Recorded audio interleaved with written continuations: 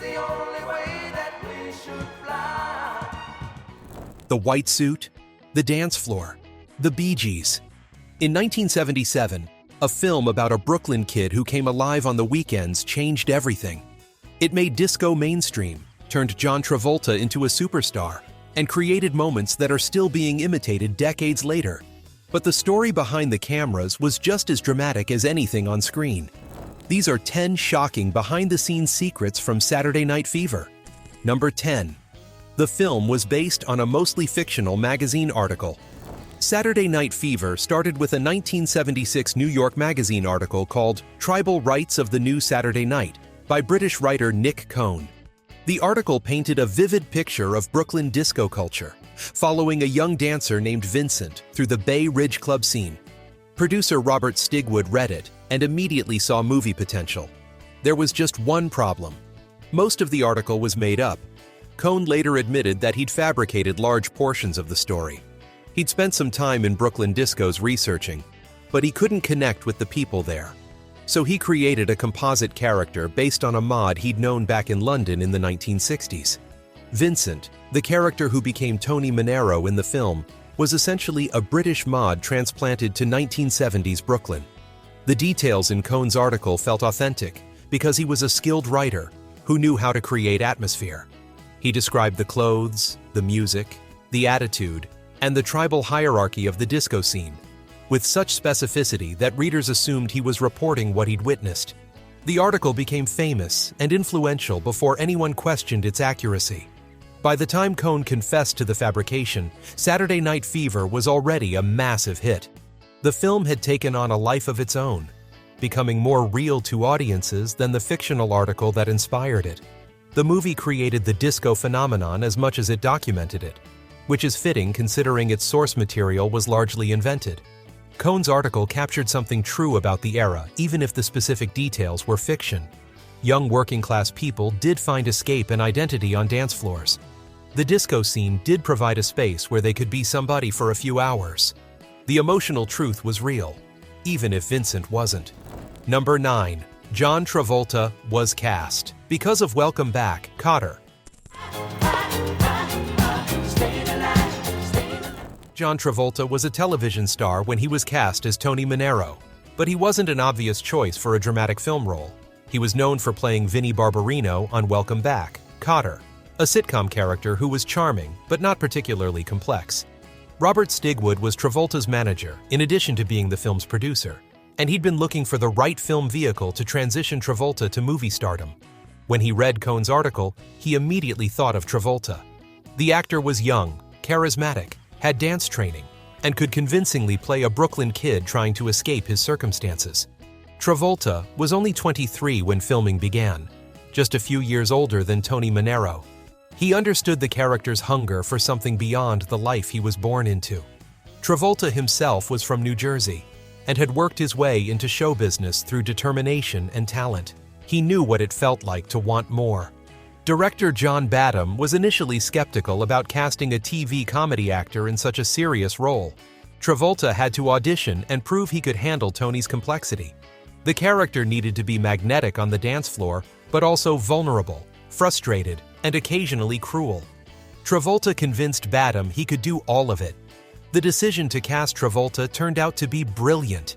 He brought intensity and authenticity to Tony that made audiences invest in his journey. His dancing was spectacular, but it was his acting that made the film work. You believed Tony's frustration with his dead-end life and his desperate need to be special at something. You know how many times somebody told me I was good in my life? Twice, two fucking times. Number 8. Travolta. Prepared by spending time in Brooklyn discos.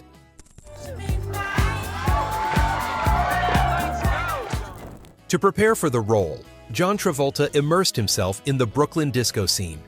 He spent weeks going to clubs in Bay Ridge, watching how people moved, talked, and interacted. He paid attention to the posturing, the machismo, the way guys competed for status on the dance floor. Travolta also worked with choreographer Dini Terrio to develop Tony's signature moves. The choreography was built around Travolta's strengths as a dancer, while also serving the character. Tony needed to look like a natural talent, someone who'd learned to dance in clubs, rather than in formal training. The moves had to be flashy, but also feel organic to the disco environment. The famous finger-pointing pose, the one that became the iconic image from the film, wasn't originally scripted. It emerged from Travolta and Terrio experimenting with moves that would photograph well.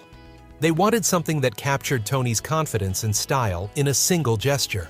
Travolta also worked on the Brooklyn accent, listening to recordings and talking to people from Bay Ridge. He wanted Tony to sound authentic, not like a Hollywood actor doing a broad New York accent. The accent helped Travolta inhabit the character and made Tony feel like a real person rather than a performance. The physical transformation was important too. Travolta worked out to get in shape for the shirtless scenes and the demanding dance sequences.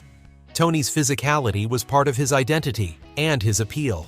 On the dance floor, he was in complete control of his body, which contrasted with how little control he had over the rest of his life. Number 7. The Bee Gees almost didn't do the soundtrack.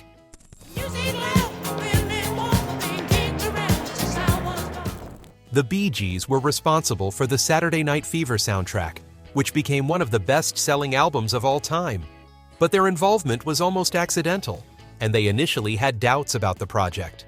Robert Stigwood managed the Bee Gees as well as producing the film. He asked them to contribute songs to the soundtrack, and they agreed, but they were skeptical. The Bee Gees had recently reinvented themselves with a disco sound, but they weren't sure their music fit a gritty drama about Brooklyn club kids.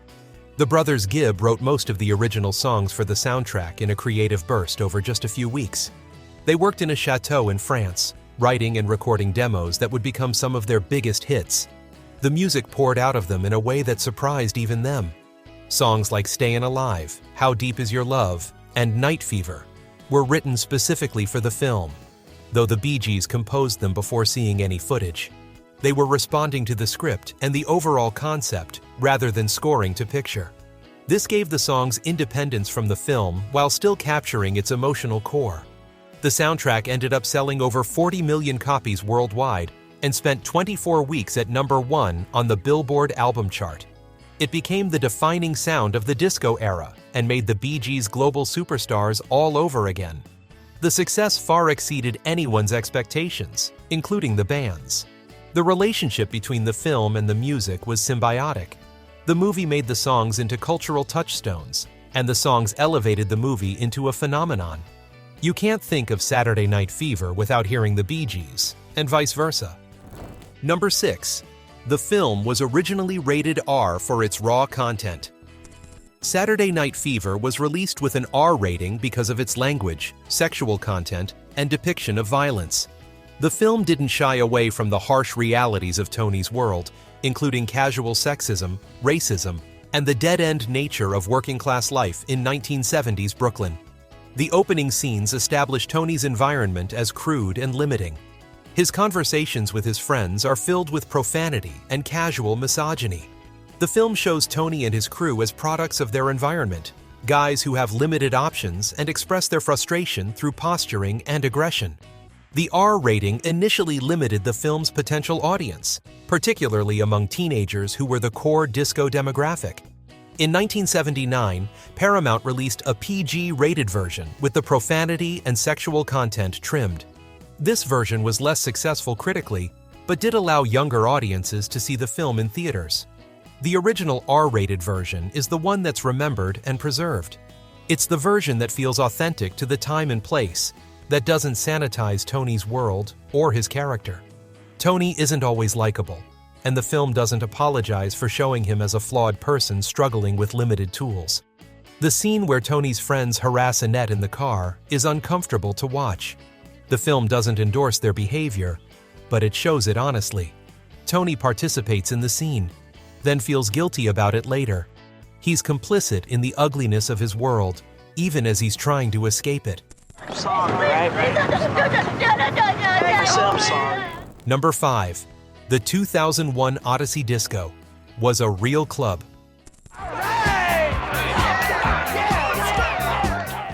The nightclub in Saturday Night Fever, 2001 Odyssey, was a real place in Bay Ridge, Brooklyn. It was located at 802 64th Street and had been operating as a disco before the film made it famous. The production rented the club and made some modifications, but the basic space was authentic. The iconic illuminated dance floor was installed specifically for the film. The club's original dance floor was replaced with the multicolored light-up floor that became one of the movie's most recognizable images. After filming, the floor was left in place, and the club continued operating, now famous as the Saturday Night Fever location. The club became a tourist destination after the film's release. People came from all over to dance where Tony Manero had danced. The novelty eventually wore off, and the club went through various name changes and ownership transitions before eventually closing in 2005. For years, there was debate about what should happen to the building. Some wanted to preserve it as a cultural landmark, a piece of 1970s history. Others argued it was just a building and that the neighborhood had moved on. Eventually, the space was converted into other uses, and the disco era faded into memory. The dance floor itself was saved and went through several owners. It was displayed in various locations and even put up for auction.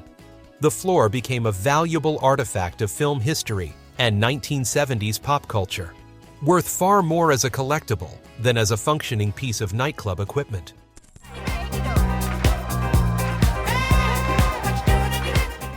Number 4. Karen Lynn Gorney had to fight for respect on set. No, I'm not. We had a thing, you know. It didn't work out, and it's over now. Karen Lynn Gorney played Stephanie Mangano, Tony's sophisticated dance partner who represents the life he aspires to.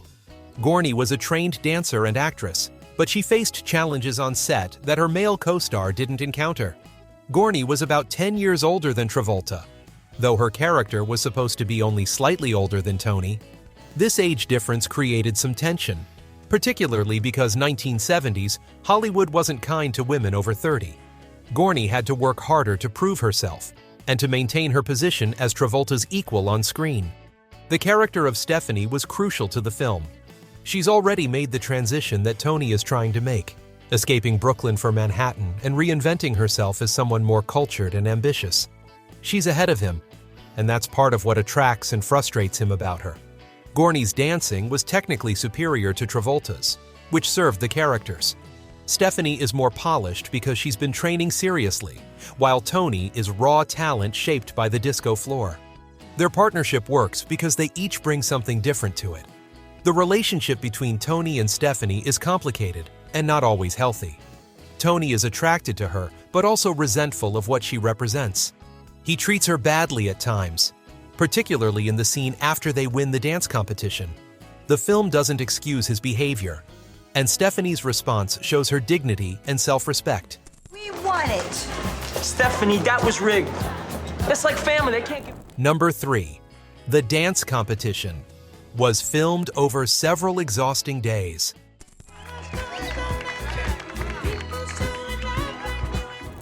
The climactic dance competition sequence was one of the most challenging parts of the production. It had to be spectacular, the emotional high point of the film where Tony proves himself. Getting it right required meticulous planning and exhausting execution. The sequence was filmed over several days in the actual nightclub, with the production taking over 2001 Odyssey completely. Hundreds of extras filled the club as dancers and spectators. The energy had to be maintained across multiple shooting days, which meant keeping everyone excited and engaged, even during the tedious process of setting up shots and repeating takes. Travolta and Gorney rehearsed their routine extensively before filming. The choreography had to look spontaneous and natural, while also being precise enough to film from multiple angles. They needed to hit their marks while appearing to be caught up in the moment. The lighting was crucial to capturing the disco atmosphere. Cinematographer Ralph D. Bode worked with the club's existing light systems and supplemented them with additional equipment. The colored lights, the spotlights, the reflections off the mirrored ball, all had to be controlled and coordinated with the camera moves. The competing dancers in the scene were mostly professional dancers hired for the production. Each couple had their own choreographed routine that had to be filmed and edited into the sequence. The Latin couple who actually win the competition had their moment carefully staged to set up Tony's reaction and his eventual decision to give them the trophy. Number 2. The ending was meant to be ambiguous. Let's be friends, all right? We'll just be friends. Saturday Night Fever ends with Tony and Stephanie on a Brooklyn Heights promenade overlooking Manhattan, talking about starting over as friends. It's a quiet, ambiguous ending, after all the drama and energy of the dance competition and its aftermath. The ending was deliberately open-ended. Tony has recognized that his old life and his old friends aren't enough for him anymore, but he hasn't yet figured out what comes next. Stephanie has already made her escape, and she's cautiously willing to let Tony try to join her in that new world, but as equals, rather than as her pursuing him. Some audiences found the ending unsatisfying because it doesn't provide clear resolution. Tony doesn't get the girl in a traditional romantic sense. He doesn't have a clear path to success. He's just taken the first step toward becoming someone different, and we don't know if he'll succeed. The ambiguity was true to the film's more realistic tone. Working-class kids from Brooklyn didn't usually make smooth transitions to successful Manhattan lives. The journey was hard and uncertain. Tony's decision to try is significant, but there's no guarantee he'll make it. The ending also completes Tony's arc from arrogant to humble. He starts the film as the king of the disco floor, the guy who's special in that one context. He ends the film recognizing that being the best dancer in a Bay Ridge club isn't enough, and that he has a lot to learn if he wants to be part of Stephanie's world. Number 1. The film sparked a disco craze that eventually faced backlash. Saturday Night Fever didn't just reflect disco culture, it created it on a mainstream level. The film's success sparked an explosion of disco music, fashion, and lifestyle that dominated pop culture for the next few years. Suddenly, everyone wanted to dress like Tony Manero. White suits became a fashion phenomenon, even though Tony's suit was fairly unique to his character, and not representative of typical disco fashion. Polyester leisure suits sold in unprecedented numbers. People who'd never set foot in a disco before were buying dance instruction records and practicing their moves. The white suit itself has an interesting backstory. Costume designer Patricia von Brandenstein found it at a small shop in Brooklyn. It wasn't expensive or particularly special, just a polyester suit that happened to photograph brilliantly under the disco lights. The suit became so iconic that it was eventually sold at auction for over $145,000, transforming a modest piece of 1970s fashion into a valuable artifact of film history. Dance studios across America reported massive increases in enrollment. People wanted to learn the hustle, the dance style featured prominently in the film. Disco dance instruction became a cottage industry, with books, records, and classes, teaching the basic steps. The democratization of dance was one of disco's genuine cultural contributions, making partner dancing popular again after years of individual freeform dancing. Record labels scrambled to sign disco acts and produce disco records. Artists from other genres released disco singles to capitalize on the trend. Radio stations switched to all disco formats. The music industry was printing money, and Saturday Night Fever was the catalyst. The soundtrack alone spent 24 consecutive weeks at number 1, an almost unprecedented achievement. Nightclubs transformed to accommodate the disco boom. Venues that had hosted rock bands or other forms of entertainment installed dance floors, mirror balls, and sophisticated lighting systems. The club experience became more theatrical and immersive. Studio 54 in Manhattan became the most famous disco in the world, representing the glamorous, celebrity-driven side of disco culture that existed alongside the working-class Brooklyn scene depicted in the film. But the explosion of disco also created a backlash. By 1979, anti-disco sentiment was growing, particularly among rock fans who felt their music was being pushed aside. The backlash had ugly undertones of racism and homophobia, as disco was associated with Black, Latino, and gay communities. The Disco Sucks movement positioned itself as defending authentic rock and roll, but it often served as cover for deeper prejudices. The backlash culminated in events like Disco Demolition Night at Chicago's Comiskey Park in July 1979, where thousands of disco records were blown up between games of a baseball doubleheader. The destruction spiraled into a riot, and the second game had to be forfeited. It was a symbolic end to disco's mainstream dominance. Radio stations that had switched to disco formats quickly pivoted away, sometimes overnight, declaring disco dead and returning to rock. The speed of disco's commercial collapse was shocking. Within 2 years of Saturday Night Fever's release, disco had gone from cultural phenomenon to punchline. Artists who'd been riding the disco wave found themselves unable to get radio play. Clubs closed or rebranded. The backlash was so severe that it damaged the careers of talented musicians who happened to be associated with the genre. Saturday Night Fever had helped create a phenomenon that burned so bright it couldn't sustain itself. The film outlasted the trend it sparked, becoming a time capsule of a specific moment in American culture. Decades later, the movie is remembered as a classic, while disco itself has been re-evaluated and appreciated for its musical innovations and cultural significance. The Bee Gees, who'd been so successful with the soundtrack, actually suffered during the backlash, seeing their popularity decline even though their songwriting and musicianship remained exceptional. The film's legacy is complex.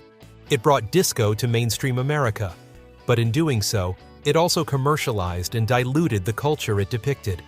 The real disco scene in places like Brooklyn, the Bronx, and Manhattan had been thriving for years before Saturday Night Fever, rooted in Black and Latino communities, in gay clubs, in underground spaces, where people who were marginalized elsewhere could express themselves freely. The movie made disco safe and accessible for Middle America, but it also flattened some of the culture's radical edges. Saturday Night Fever captured something real about the 1970s, about young people looking for identity and escape, about the power of music and movement to transform ordinary lives for a few hours. The film has endured because it's more than just a disco movie. It's a story about ambition, frustration, and the struggle to become more than what you were born to be. If you enjoyed these behind-the-scenes secrets from Saturday Night Fever, make sure to like this video and subscribe to the channel for more deep dives into classic films. What's your favorite moment from Saturday Night Fever? Let me know in the comments.